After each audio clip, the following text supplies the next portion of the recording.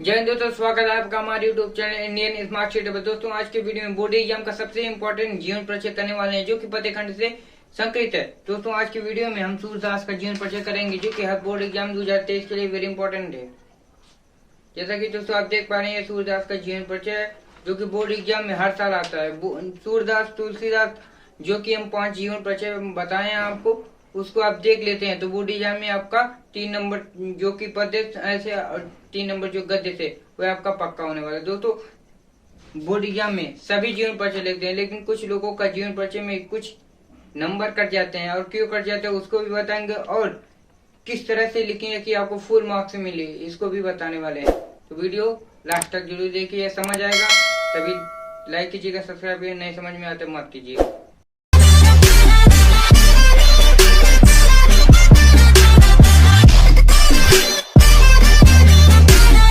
जैसा कि दोस्तों आप देख पा रहे हैं, हमारा जीवन परिचय जो है सूरदास का है, और ये बोर्ड एग्जाम 2023 के लिए वेरी इंपॉर्टेंट है। दोस्तों ये हर साल जो इनकी जीवन परिचय है वह तुलसीदास का, सूरदास का, रामचंद्र शुक्ल, जयशंकर प्रसाद आज का जो मैंने बताया है वह हर साल बोर्ड एग्जाम में आते हैं। और कुछ लोग इसको गलत तरीके से लिख देते हैं, जो कि बोर्ड एग्जाम में जिससे मार्क्स कट जाते हैं।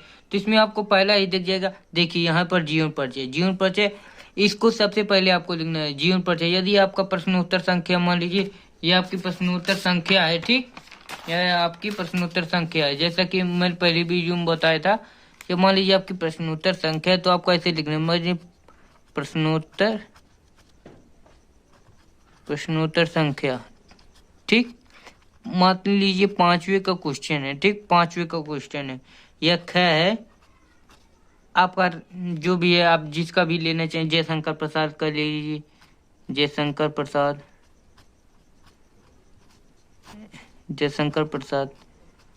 यदि ऐसा लिखते हैं तो क्या बोर्ड एग्जाम में गलत हो जाता है, मतलब सही तो होगा, लेकिन बोर्ड एग्जाम में क्या नंबर कटने का चांस रहता है। ये बोर्ड एग्जामिनर जो चेक करता है उसके ऊपर निर्भर करता है। इसलिए हम पहले यहाँ पर प्रश्नोत्तर संख्या लिख देंगे, उसके बाद यहाँ पर लिखेंगे किसका, जीवन परिचय लिखेंगे, ऐसे जीवन परिचय ऐसे लिखकर, उसके बाद नीचे डैश करके फिर यहाँ पर लिखेंगे जिसका भी होगा। मान लीजिए आचार्य रामचंद्र शुक्ल का लिख रहे हैं या फिर किसी और का लिख रहे हैं वो, ठीक। उसके बाद यहाँ पर यहाँ से लिखना प्रारंभ करते हैं। कुछ इस तरीके से लिखा जाता है, उस तरीके भी से लिख सकते हैं, लेकिन बोर्ड एग्जाम में नंबर कटने के चांस रहते हैं, ठीक। तो दोस्तों इसमें हमारे देखिए ये जीवन परिचय है, और इसमें सूरदास का जीवन परिचय है। इसमें देखिए सूरदास क्या है, अष्टछाप के सर्वश्रेष्ठ कवि सूरदास का जन्म सन 1478 ईस्वी में, कब, 1478 ईस्वी, यानी संवत 1535 क्या। और दोस्तों आपको ये बताया जाता है कि संवत कैसे लिखा जाता है। तो दोस्तों ये हमारा सन है 1478, जब इसमें 57 जोड़ेंगे तो क्या हमारा संवत प्राप्त होता है, ठीक। संवत कैसे, देखिए हमारा एक 1478 है, ठीक, 1478, अब इसमें क्या 57 जोड़ते हैं, ठीक, तब हमारा ये 8 7 15 का 5 हाथ में आया 1, 7 5 12 1, 13 का 3 हाथ में आया 1, और 4 1 5 1, ठीक, 1535। ये हमारा क्या संवत है, ठीक। तो हमारा 1535 संवत में के लगभग, ठीक, इनकी जो जन्म तिथि है उनके जन्म तिथि में मतभेद है, इसलिए इनका कोई डेट निश्चित नहीं है। तो लगभग इसलिए लिखा गया है आगरा से मथुरा जाने वाली, ठीक, आगरा से मथुरा जाने वाली सड़क के पास रूनकता नामक गांव में हुआ था। तो इनका जो जन्म हुआ था आगरा से मथुरा जाने वाली जो सड़क है उसके पास एक रूनकता नामक गांव है, वहां पर इनका जन्म हुआ। कुछ विद्वान हैं इनका जन्म दिल्ली के निकट सीही नामक ग्राम को मानते हैं, लेकिन कुछ विद्वान जो हैं इनका जन्म, जैसा कि मैंने बताया कि इनकी जन्म में मतभेद है, तो इनका जो जन्म है कुछ लोग रूनकता नामक ग्राम में मानते हैं, कुछ लोग सीही नामक ग्राम में मानते हैं, ठीक। उसके बाद जो इनके पिता का नाम था वह था रामदास शाश्वत। जैसा कि दोस्तों इसमें मैंने रेड पेन से लिखा है, इसको आपको ब्लैक से लिखना है, जो कि इम्पोर्टेंट चीज है। ठीक, तो ये इम्पोर्टेंट है, उनके माता का नाम, पिता का नाम, उनका जन्म स्थान, ये सब। इसलिए हमें इसको किससे, रेड कलर से या नहीं ब्लैक कलर से बोर्ड एग्जाम में लिखते हैं। ठीक, तो इसमें इनके पिता का नाम रामदास शाश्वत था तथा सूरदास जी जन्मांध थे। मतलब क्या, जन्मांध माने जन्म से अंधे थे, ऐसा कहा जाता है। लेकिन देखिए, सूरदास जी जन्मांध थे या नहीं। ठीक, मतलब जो सूरदास जी थे वे क्या जन्मांध थे, मतलब जन्म से अंधे थे या नहीं थे, इसका बात का कोई विद्वान मतभेद है।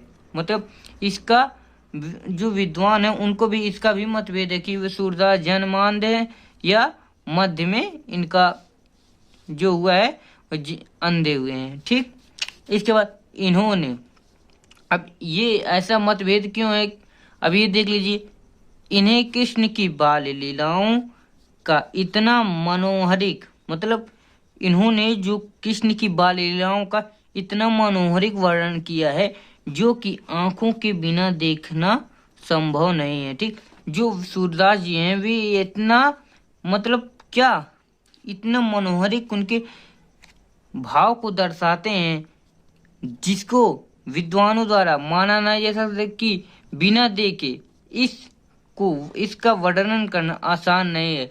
इसलिए इनको कहा जाता है कि यह मध्य में ही अंधे हुए हैं, जन्मांध अंध नहीं थे। ठीक, मतलब जन्म से अंधे नहीं थे। उसके बाद क्या, ये बचपन से ही विरक्त हो गए थे, मतलब ये बचपन से ही विरक्त हो गए और गौ घाट में रहकर विनय और कृष्ण की लीलाओं का गान किया करते थे। मतलब कहा जाता था कि ये गौ घाट पर रहते थे और वहीं पर हमेशा, मतलब क्या, विनय करते थे, गाना गाते थे, जो भजन भी भक्ति भाव का करना होता तो वह गौ घाट पर किया करते थे। ठीक, इन्होंने वल्लभाचार्य जी को स्वरचित पढ़ गाकर सुनाया, तभी से इनके वल्लभाचार्य जी गुरु बन गए। ठीक, जो सूरदास जी हैं क्या कर रहे थे, गौ घाट पर गीतों का वर्णन कर रहे थे, तभी उसी समय वल्लभाचार्य जी वहां से गुजर रहे थे।